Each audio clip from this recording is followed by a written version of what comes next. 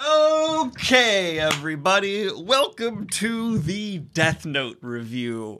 I'm going to provide you with an experience you've never had for a review before, because I initially recorded a part 1 of the first 12 episodes review, because I figured it'd be fun to kind of split it up. But what's been allowed now because of this is now you get to see what happens in a reviewer's mind when a show drops off in quality so hard. Because I'm going to put at the end of this full series review that still untouched, untainted, positive review of the first 12. So you can see just what the difference is and how messy this show got. And it's the definition of having a great premise and not knowing where to take it. Because the Death Note on face value is an awesome idea. And so the setup of this show around that and having these super intelligent characters kind of butt head to head with Light and L is fabulous. The tension between them builds and builds. It's so delicious. And then the show didn't know where to stop. So some helpful fans on Twitter made me aware of the fact that apparently the original creators wanted to end the show sooner, but were made to drag it out. And what I'll just say is, by God, it feels like that. This should have been a 12 to 15 episode show. But from after episode 12 on, specifically with the introduction of one character who was given literally no depth in Misa, she just is obnoxious from her first appearance to her last, and the way the show treats this character is just as obnoxious as the character itself. And right when I was about to actually give up, this show did something, full spoiler alert by the way, for something that's been out for ages. I'm going into spoilers here, so leave if you don't want that, bye. But the show then kills L, which I was about to give up, but okay. Where's it gonna go from here? Turns out they had no idea, because all they do is bring in another L. Just slightly different hair. It's L's disciple. Oh, but we need to change it up a little bit. We can't just do another L. Okay, so there's another L, but this one's like a rebel.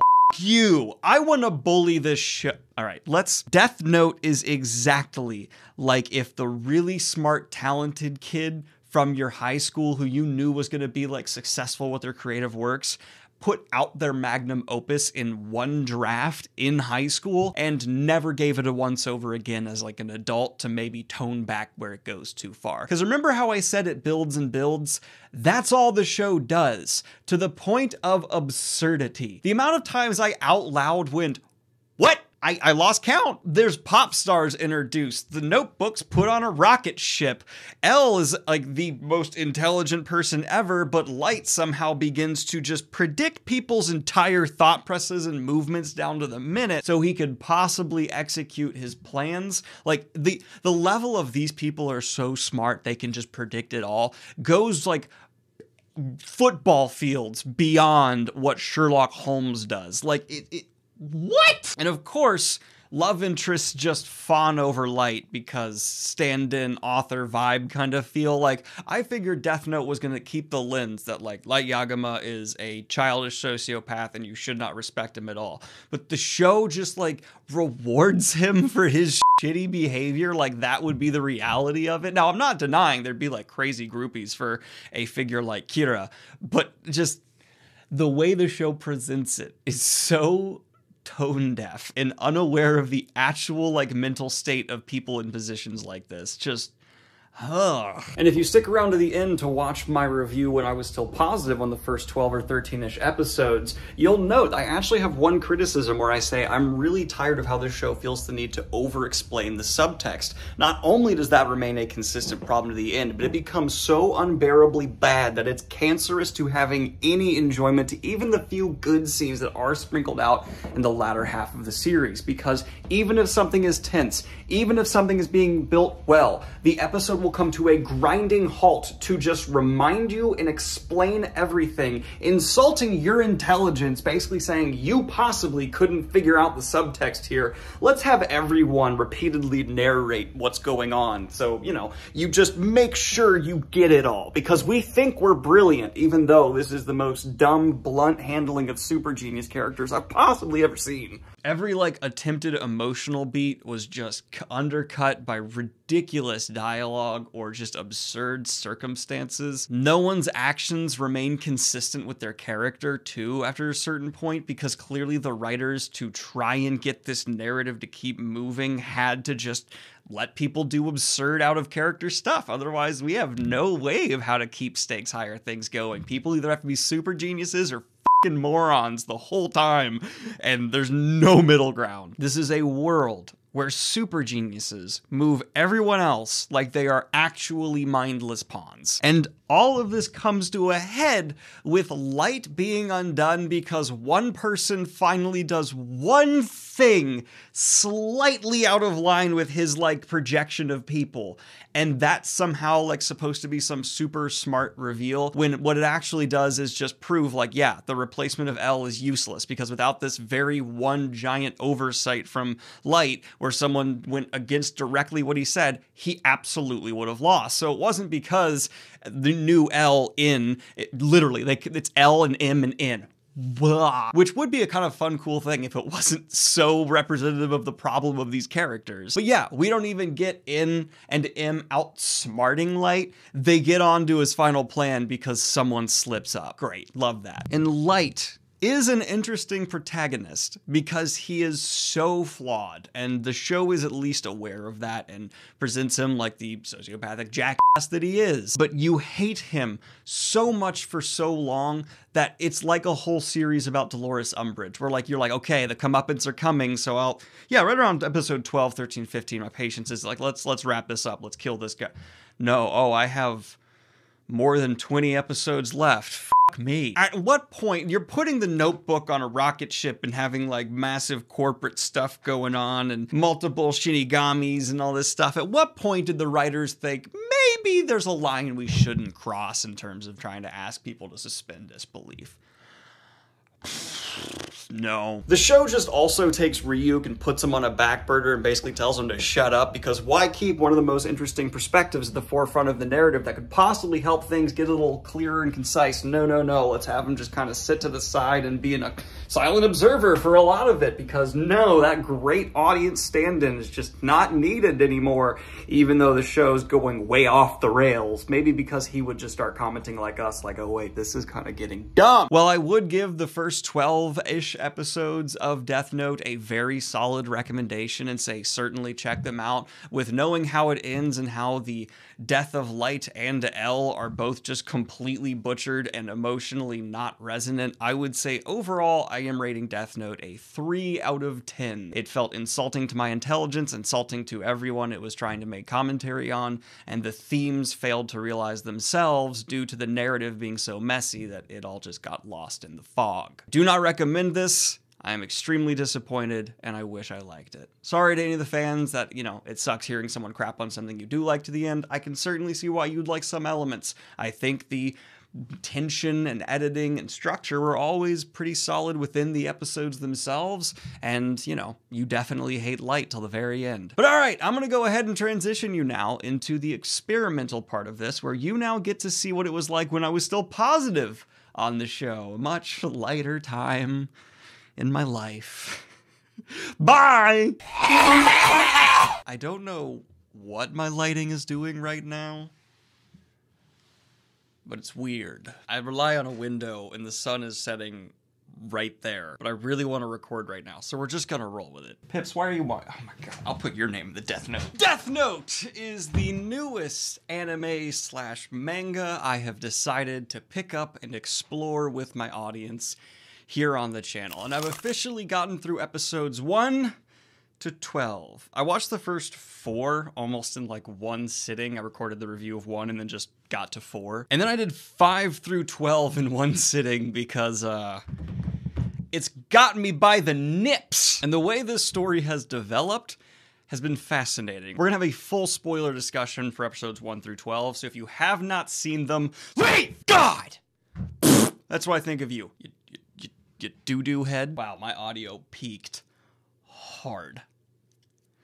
Sorry. But let's go ahead and just talk about the general themes and character work being done here, because it's absolutely fascinating to me. Now, I will say there are flaws to this show we will get into, but in terms of the exploration of the ideas foundational to this story and unveiling the layers to the characters present, it's a masterpiece. And let's start with the main character, Light. So Light is extraordinarily flawed. I said in my first impressions video that he seems to be a sociopath with a god complex. He is that.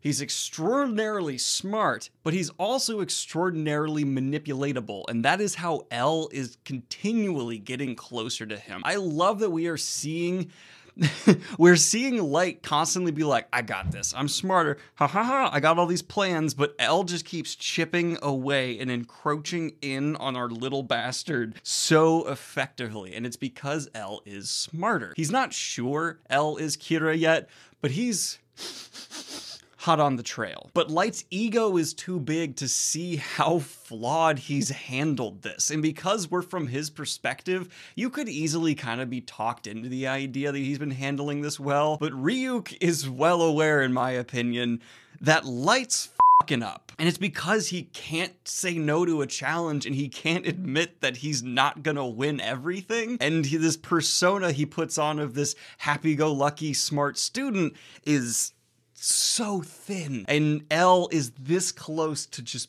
puncturing right through it, and I can't wait to see that happen. Now, obviously, episode 7 was when I went from really liking this show to being like, oh my god, you vindictive bastards. Because Light actually isn't this just dispenser of justice with a moral code. No. He's on an ego trip. That's all this is. He's a serial killer on an ego trip. That's it.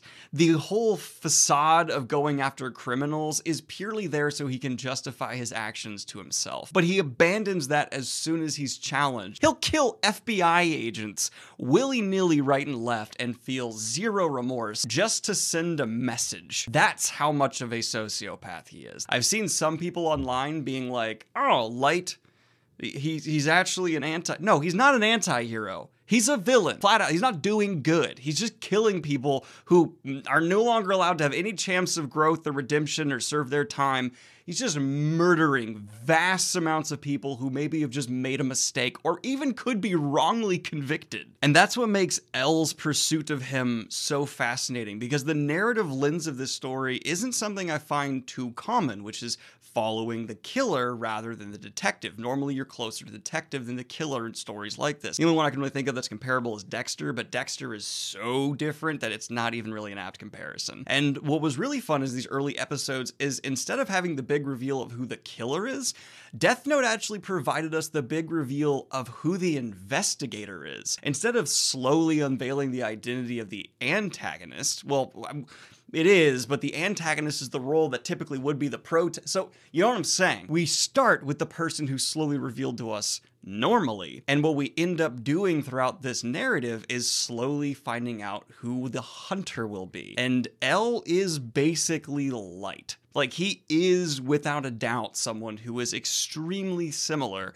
to our protagonist, except he's actually not a high-functioning sociopath. He's just a guy who's really, really smart. At least I don't think he's a sociopath yet. He definitely has some odd social tendencies, but I'm not going to throw around that diagnosis willy-nilly. The only one I'm willing to confidently say here is fucking Light, because he's just murdering. And what's fun is, like, in a very cynical, dark way, we are Ryuk in this show. We are, like, kind of seeing the layers unfurl, watching this cat and mouse chase, and it's so fun to watch this literal demon be like, this is a fun story. I like watching this. And I'm sitting here like, I know, Ryuk, this is a fun story. I like watching this.